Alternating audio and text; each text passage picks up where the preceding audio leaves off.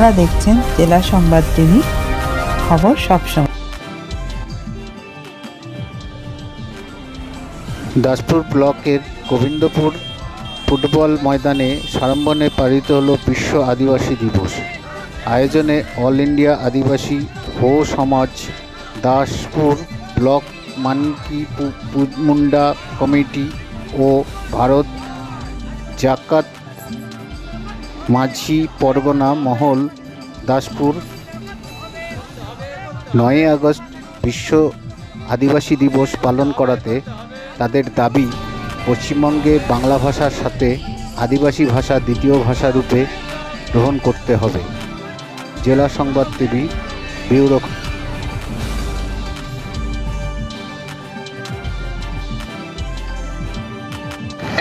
আমরা লড়াই করব। আমরা আজকের দিনে আমাদের ভাষা ও ভাষা এই সেটা লাগু করতে হবে এবং পশ্চিমবঙ্গের দ্বিতীয় রাজভাষা হিসাবে ও ভাষাটা স্বীকৃতি দিতে হবে। এই আমাদের দাবি। আদিবাসীদের উপর অত্যাচার যাতে না হয় তার জন্য আজ আমরা বাগ র্যালি করছি।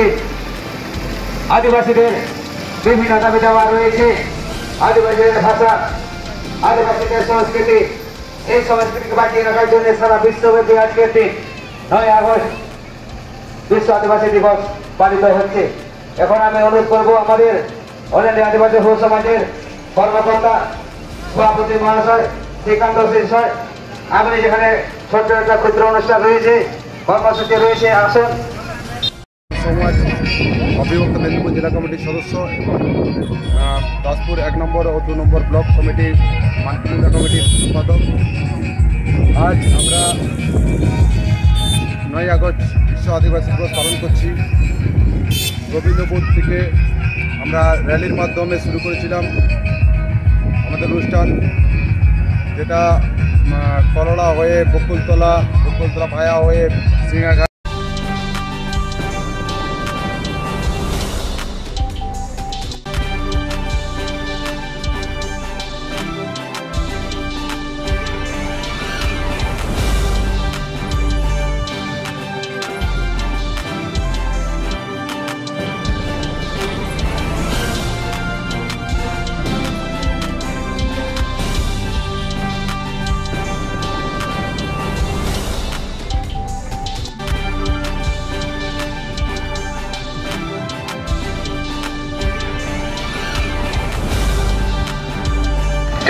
আমরা লড়াই করব।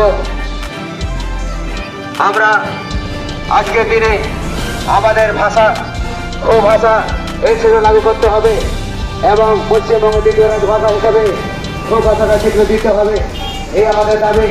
আদিবাসীদের উপর অত্যাচার যাতে না হয় তার জন্য আজ আমরা বাগ র্যালি করছি। আদিবাসীদের বিভিন্ন দাবি দেওয়া রয়েছে। আদিবাসীদের ভাষা, আদিবাসীদের সংস্কৃতি, এই সংস্কৃতিকে বাঁচিয়ে রাখার জন্য সারা বিশ্বব্যাপী আজকের দিন 9 আগস্ট বিশ্ব আদিবাসী দিবস পালিত হচ্ছে। এখন আমি অনুরোধ করবো আমাদের অল ইন্ডিয়া আদিবাসী হো সমাজের কর্মকর্তা সভাপতি মহাশয় শ্রীকান্ত শিষ্যয়, আপনি যেখানে ছোট্ট একটা ক্ষুদ্র অনুষ্ঠান রয়েছে, কর্মসূচি রয়েছে, আসুন।